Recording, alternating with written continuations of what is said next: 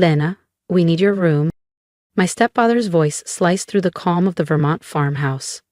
Curt, dismissive, as if I were a guest overstaying my welcome. I paused, fingers hovering over my laptop, where I'd been analyzing biotech data since 5 a.m. Come again? Maya's moving back, fresh out of Stanford Med.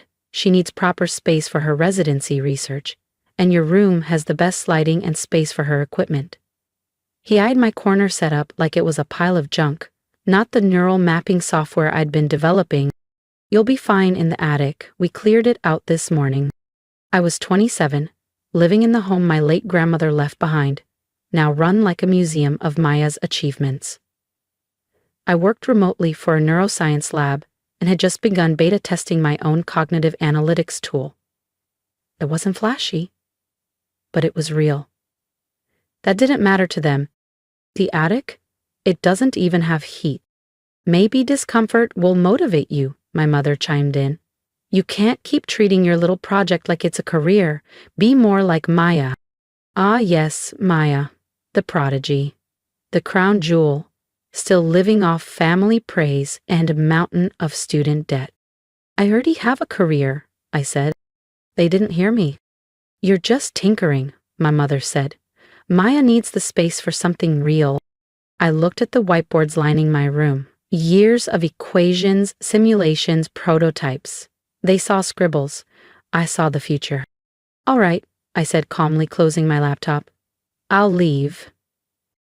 Not because I was broken, but because I was building something too big for that house. 3 years of quiet dismissal.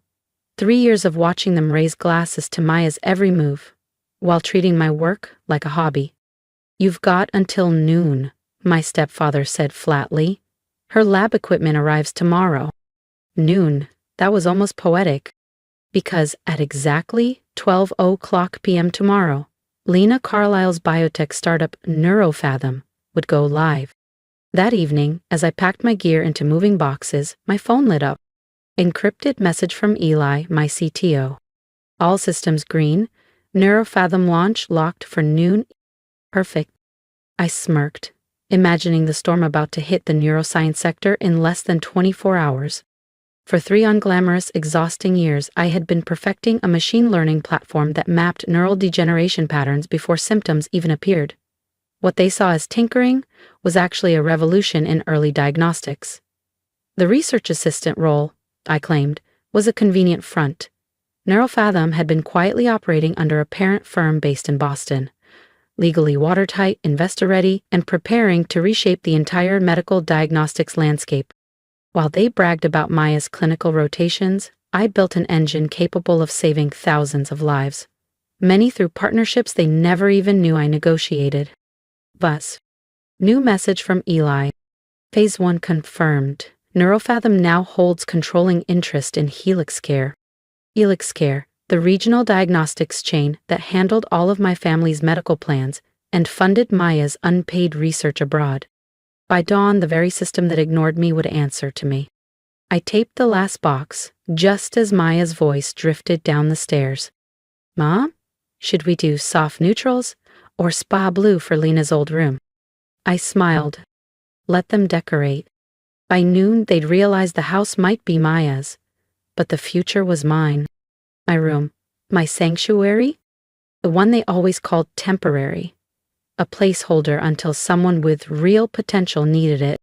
I thought of my Johns Hopkins graduation, the one they skipped to attend Maya's charity gala, of the prototype testing I funded with maxed-out credit cards, while they bragged about Maya's medical breakthroughs that were still theoretical. Lena, my mother called out sharply, don't forget to leave your key. You won't be coming back. I placed it on the desk. No words, no need. They were right. I wasn't coming back. As I loaded the last box into my car, I overheard laughter from the kitchen. Accent walls. Custom shelving. This room deserves someone building something important, not just tinkering in isolation. I sat in my driver's seat, opened my laptop, and typed one line. Initiate, Beatrice, Proton. Authorization, NeuroFathom Core. Protocol Phoenix initiated. Full execution in 8 hours. The system message blinked on screen. Calm, calculated, inevitable. I closed the laptop and started the engine. Not a glossy SUV like Maya's, but a quiet hybrid. Simple, strategic. Every detail part of the persona I'd crafted for years. Because tomorrow, they wouldn't just see success. They'd feel powerless in its shadow. I drove through snow-lined backroads toward Burlington, Vermont, where my real home waited. A private penthouse overlooking Lake Champlain, the entire top floor of the Rivermere residences. The valet nodded, the concierge greeted me by name, and the elevator rose without a stop. Up here, I wasn't the directionless one. I was Dr. Lena Carlisle, founder of NeuroFathom Labs. I stepped into my office, screens lit with global neuroanalytics. And right in the center, a glowing window. Helix Care Systems Sync, 94%. Launch was near. This wasn't just about pioneering neuroscience anymore. The system we were launching, NeuroFathom's clairvoyant protocol, could detect early cognitive decline, but also patterns of clinical fraud, ghost billing, and falsified trial data. It would quietly dismantle the networks that had propped up Carlisle Medical Group for years. The same institution my mother used to funnel research grants into Maya's unregulated side projects, while telling me I needed to earn my own path. A message popped up, the family group chat. Dinner tomorrow at Birch and Stone to celebrate Maya's latest publication. Lena, you're welcome. If you've landed somewhere stable, dress nice. Birch and Stone, their country club heaven. The same place they celebrated Maya's acceptance to Stanford, while I watched from the coat check, saving tips to buy my first EEG rig. The same restaurant where, tomorrow, their corporate cards would quietly fail. Because the diagnostics network backing them would no longer be under their control. I typed a reply. I'll be there.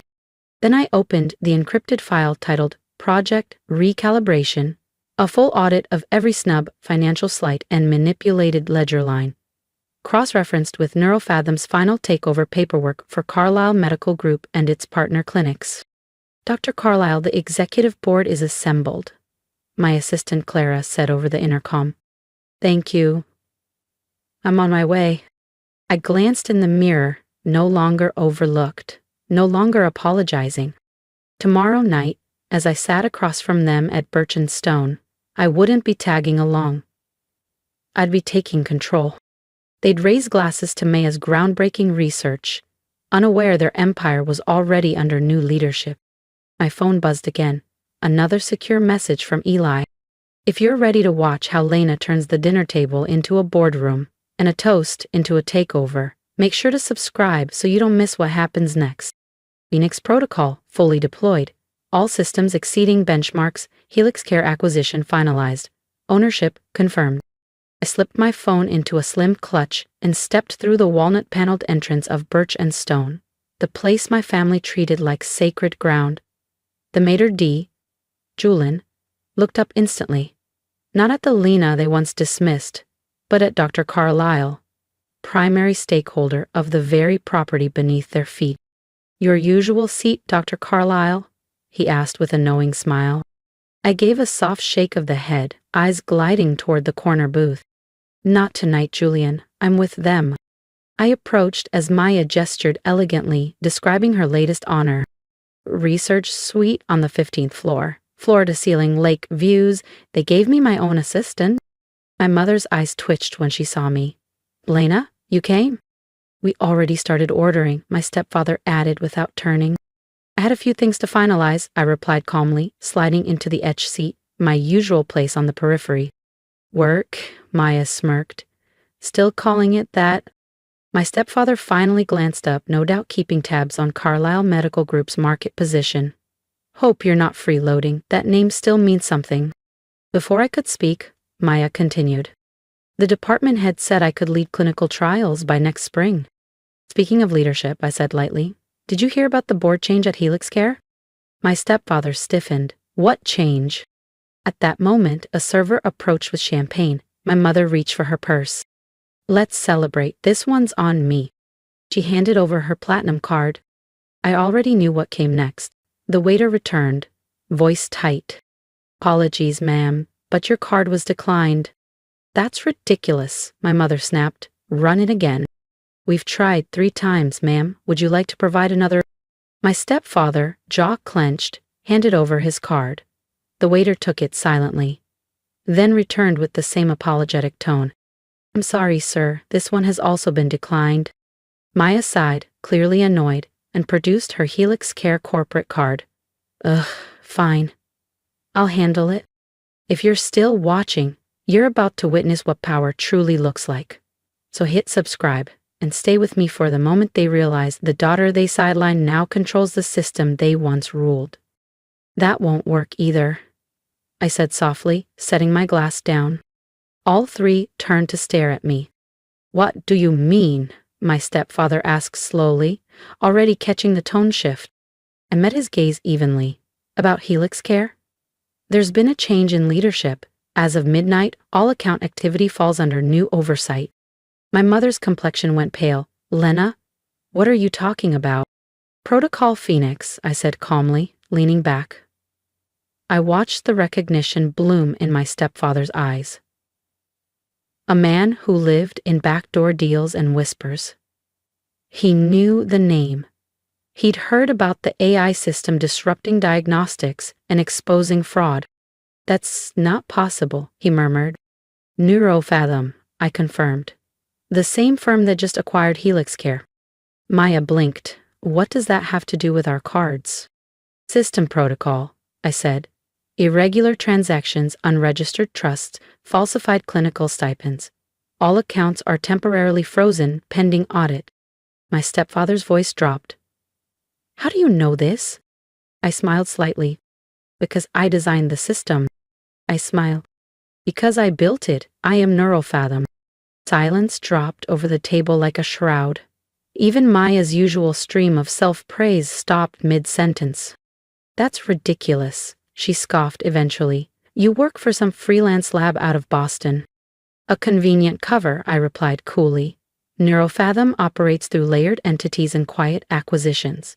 That lab is just one node in a network spanning diagnostics, AI, and clinical infrastructure. We now employ over 3,200 people across 14 countries, and as of this morning, we control every system backing your medical insurance, your grants, your payroll, and your research portfolio. My mother's fingers clenched her linen napkin. But you're just what? I cut in. Just the daughter you sent to the attic? The one whose graduation you missed? The one who wasn't Maya? I pulled a sleek, matte trip card from my clutch and handed it to the waiter. A discreet Neurofathom core emblem glinted in the corner. The champagne's on me. Actually, every meal this table's had here for the past 4 years, also on me.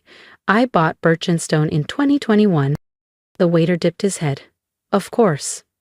Dr. Carlyle. Carlyle, my stepfather echoed, stunned. You're that Lena Carlyle? I nodded slowly. The same Lena Carlyle whose algorithm you tried to patent under Helix Care last spring. You probably didn't notice, too busy spotlighting Maya's residency awards to read the board memos. Maya's face drained of color. And yes, your hospital's AI diagnostics upgrade, powered by Neurofathom, you'll be using my tech if compliance doesn't freeze your program first.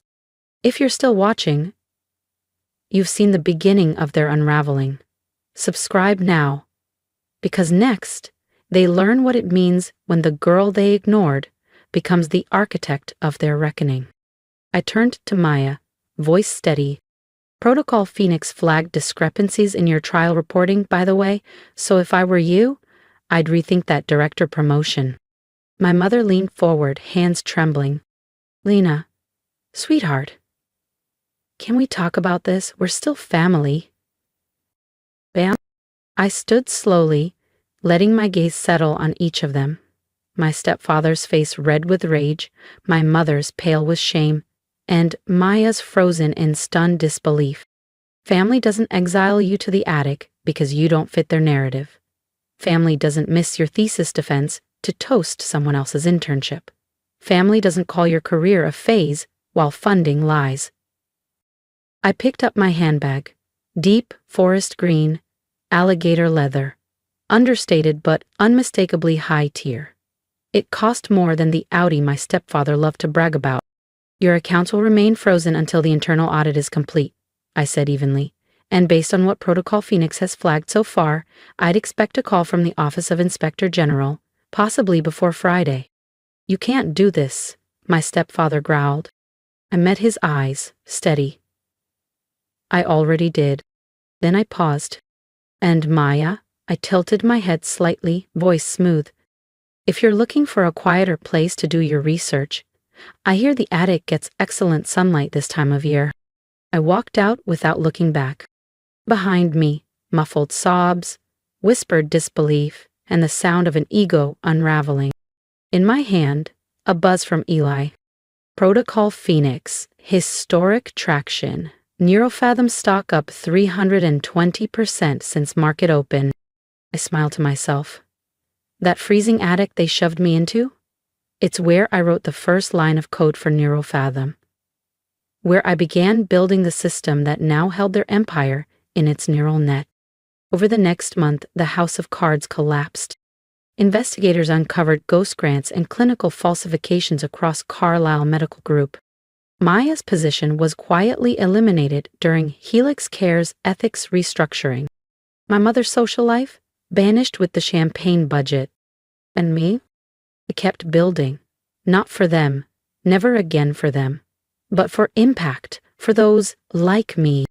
These days, when someone asks how it started, I tell them, sometimes the best thing they can do is push you out. And sometimes, the most poetic revenge is a declined platinum card at their favorite table in birch and stone. If you've stayed with me this far, thank you. For listening, for seeing what they never could. I wasn't the perfect daughter, not the golden one, but I built something from nothing. Now I want to hear from you. Have you ever been overlooked, silenced, replaced in your own story? Drop a comment, share your story. Because this journey, this rise, it's not just mine, it's ours. And if you believe in quiet power, in proving them wrong without a single raised voice, tap that subscribe button. Because sometimes the best thing they can do is doubt you, and the best thing you can do is rise anyway.